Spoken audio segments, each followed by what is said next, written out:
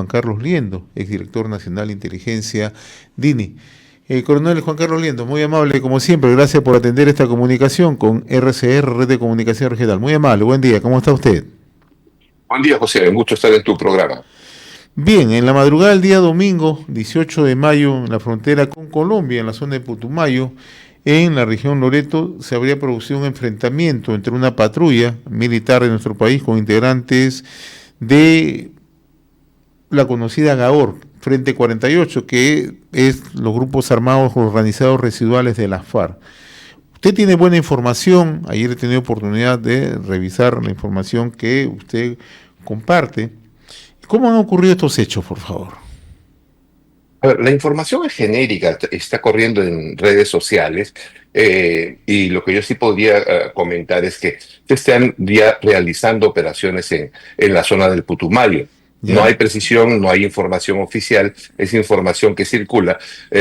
Obviamente habría que verificar la precisión de las mismas. Lo que sí es cierto es que existiría evidencia de penetración de la FARC en territorio peruano. No, no de ahora, de este momento, sino ya en los últimos años, de una manera bastante, digamos, encubierta, silenciosa. Eh, Actualmente en Colombia se están produciendo enfrentamientos, combates con ese sector de la GAOR, el Frente 48, y es lógica su expansión hacia el territorio peruano, más aún en una zona donde no hay presencia efectiva del Estado, no hay un gran número de fuerzas militares y se está incrementando el negocio de la minería ilegal, el narcotráfico y también la extorsión. Entonces, los enfrentamientos que puedan darse, las operaciones que se están dando, indican que este problema ya es un hecho real, concreto, y que afecta a la soberanía, a la independencia nacional. Es muy complicado porque es una zona muy alejada donde se necesitan una gran cantidad de recursos y una atención del Estado, y que en estos momentos, en un gobierno débil que tenemos, se puede poner muy complicado. Ahora, coronel, se trataría entonces de una fuerza de crimen transnacional, la GAO 48, que son remanentes de las FARC. ¿Están equipadas con armas de guerra, con armas ya sofisticadas? Sí, la FARC es una organización en su momento política militar que ya deviene en criminal, con capacidad de enfrentarse a fuerzas regulares, lo que hace en Colombia. En Colombia, la dinámica del poder de fuego de organizaciones criminales transnacionales como la FARC es muy grande. Desafían al Estado y ocupan territorios que no pueden ser recuperados por el Estado colombiano. Eso es lo crítico. Es necesario incidir en que la FARC no simplemente una banda criminal, es una organización de crimen transnacional con nexos con organizaciones terroristas de Europa, de Oriente Medio y con los cárteles del narcotráfico. Todos esos fenómenos hoy se han convertido en un brazo del crimen transnacional organizado y que se proyectan también al Perú. E insisto, ¿no? Sobre la industria del narcotráfico, la minería ilegal, y las extorsiones. Sí tienen capacidad de fuego, sí tienen experiencia de combate. Reclutan peruanos en territorio peruano, reclutan muchachos para sus fuerzas. El problema es más grande de lo que podemos pensar y desde lo que se ve desde aquí, desde Lima solamente. Ahora, toda esta información, coronel Liendo, es manejada por inteligencia. ¿Inteligencia cuenta con esta información, toda esta data? Me imagino, ese es su trabajo. El trabajo es de ellos es evaluar y hacer seguimiento, monitoreo a todos esos problemas que estamos conversando. Para eso reciben cientos de millones en recursos y hay personas que son designadas específicamente para ese trabajo. Así que deberían tenerlo y muy actualizado.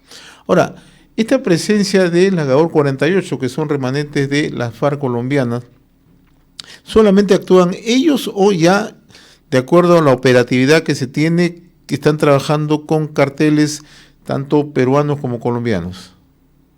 A ver, las AOR 48 son señaladas como una escisión de la FARC. ¿Ya? Eh, yo podría apreciar que es parte de la FARC. No han perdido los ¿Ya? grupos armados organizados residuales, no han perdido sus contactos con la FARC y con la dinámica de la política en Colombia. Eso existe. Al mismo tiempo, también existen nexos con movimientos guerrilleros como el IRA, el ETA, ¿no? Que se supone que están todavía activos en la clandestinidad, grupos como Hezbollah, también con carteles del narcotráfico mexicanos. O sea, no es un grupo aislado, sino es un grupo que interactúa. Tiene sus zonas geográficas de acción, tiene sus zonas geográficas de acción, pero interactúa en el mercado del crimen. ¿No? ¿Por qué? Porque ahora las actividades del narcotráfico transversales en toda América, digamos, ¿no? Y del lobby ilegal implican economías ilegales como lavado de dinero, negocios, industrias. Y las bandas criminales ocupan todos esos espacios vacíos que deja el poder formal del Estado, de los gobiernos. Entonces es una organización compleja, activa, peligrosa y cuyos miembros se expanden no solamente en el Putumayo, o sea, también hay presencia de ellos en un momento hubo en el BRAE, hay en la zona de Patadas, en la zona de La Pampa, en Puno, también en Condorcanqui, la provincia de Amazonas, frontera con Ecuador. O sea, son multinacionales del crimen. Y eso es lo que está pasando. Ahora, todo este avance es bastante peligroso, tal como usted lo señala, pero adicionalmente ha mencionado hace unos momentos que ya hay una penetración de las FARC desde hace mucho tiempo en nuestro país. ¿Cuáles son los riesgos que enfrentamos si es que no se toman medidas? Los riesgos que enfrentamos inmediatos, siguiendo la lógica de la FARC y del crimen internacional en zonas de fronteras, es la captura de zonas del territorio bajo control económico, político, judicial y social de estos grupos criminales, como sucede en las zonas más alejadas del eje del río Putumayo. Amenaza también en los ejes de los ríos Napo y Santiago, en las provincias de Condorcanqui en Amazonas también. O sea, si se deja que estos criminales sigan avanzando, la consecuencia inmediata, porque tienen mucha cantidad de recursos, tienen poder militar, vamos a tener zonas del territorio nacional bajo control del crimen. Y ahí no solamente termina ello, porque para mantener esas zonas tienen que ejercer influencia política, influencia económica, influencia social sobre los gobiernos. ¿Y cómo se materializa ello? ¿No? Influencia social a través de las dinámicas sociales de las poblaciones para elegir autoridades políticas. Allá tiene el nexo político. Esto se proyecta incluso hacia el Congreso o el Poder Ejecutivo o el Poder Judicial. Esa es la lógica de expansión de estas bandas criminales. Y en el fortalecimiento de economías paralelas, economías ilegales. Entonces, en la práctica, ¿no? Es un desafío a la existencia del Estado. ¿No? Esto se produce hoy. Estamos en el Perú en pleno proceso de empoderamiento de estos grupos criminales. Y aparecen zonas grises que aparentemente son o no son, están o no están, pero sí están y es su forma de avance. El riesgo de que continúen estas fuerzas penetrando en territorio peruano es un desafío total y completo a la vigencia del Estado peruano. O sea, podrían aplicar lo que ellos en Colombia han denominado las zonas liberadas.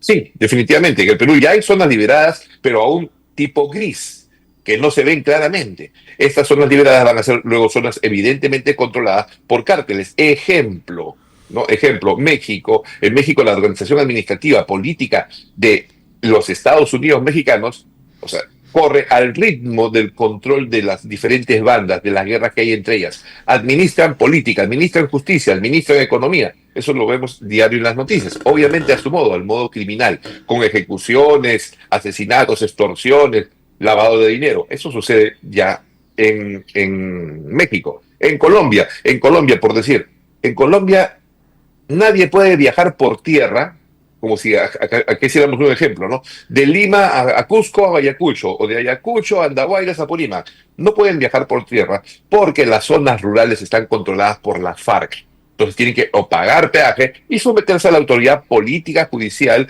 y de seguridad de esas zonas. El territorio colombiano no tiene continuidad de administración política del Estado. Está interrumpido en zonas rurales por la FARC. El máximo, lo que puede hacer el gobierno colombiano es viajar en helicóptero o avión. Bueno, el Perú va a ese proceso, en forma muy rápida y muy complicada. Y bastante delicado. Y otro detalle bastante puntual que usted acaba de remarcar hace unos instantes, que no solamente ya están en el narcotráfico, minería ilegal, extorsiones, otro tipo de actividades ilícitas. Sí, efectivamente, todas las actividades ilícitas que conocemos, ¿no? La trata de personas, el contrabando, la migración ilegal, la tala ilegal, todos esos delitos ya que son las estructuras del crimen, pasan a la extorsión del gota a gota, al crimen callejero, a las bandas juveniles, porque de ahí ellos obtienen sus sicarios para mantener su poder. O sea, toda esa expresión del crimen ya se encuentra acá presente en el Perú y se está armando para hacer un similar a Colombia o a México ante el silencio de las autoridades. Tenemos estructura del crimen y en la estructura del crimen, ¿no? Están los elementos periféricos del crimen, que es, digamos, la prostitución, estos sicariatos, estos jóvenes que están matando personas, extorsionando, simplemente es la expresión de una estructura mucho más fuerte que se mueve en el país y que no se ataca. Aquí solamente se ataca los aspectos superficiales del crimen, que es carácter policial. Obviamente la policía está para eso. Un ladrón lo atrapa, un criminal lo puede atrapar, pero no se está atacando las estructuras del crimen que desafían la existencia del Estado. Ese es el gran problema. Finalmente, con la experiencia que usted tiene, coronel Juan Carlos Liendo, en la zona de Amazonía, en esta zona específicamente, ¿se está haciendo un trabajo efectivo o se está dejando que estos grupos de las FARC ingresen con facilidad u otros grupos transnacionales puedan ingresar con facilidad? Bueno, este problema ya se advirtió desde hace más de 20 y 15 años, cuando yo estaba en actividad. Ese era un problema grave y claro, se hicieron adelantos de organización, proyectos de trabajo, que hasta donde yo conozco no han tenido el financiamiento del gobierno del Estado. Eso es lo que conozco con certeza, ¿no? Y en cuanto a la situación actual, la información que llega es que algo están haciendo, ¿no? Es lo que uno puede ver como cualquier ciudadano, ¿no? No sé exactamente cuál es el objetivo, cuál es la magnitud de las fuerzas. Lo que sí entiendo muy claro es la magnitud de la amenaza. Y estas últimas acciones que han salido por redes o por prensa respecto a lo que pasa en la zona del Putumayo, que aparentemente están afectando a estas bandas criminales del crimen organizado transnacional, van a tener una respuesta. Y esa respuesta va a incrementar la violencia en la zona.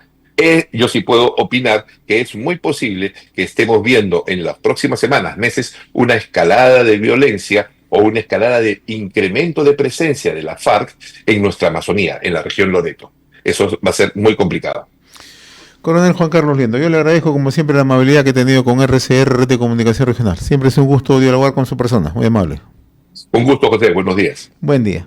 Conversábamos con el coronel Juan Carlos Liendo, exdirector nacional de inteligencia DINI.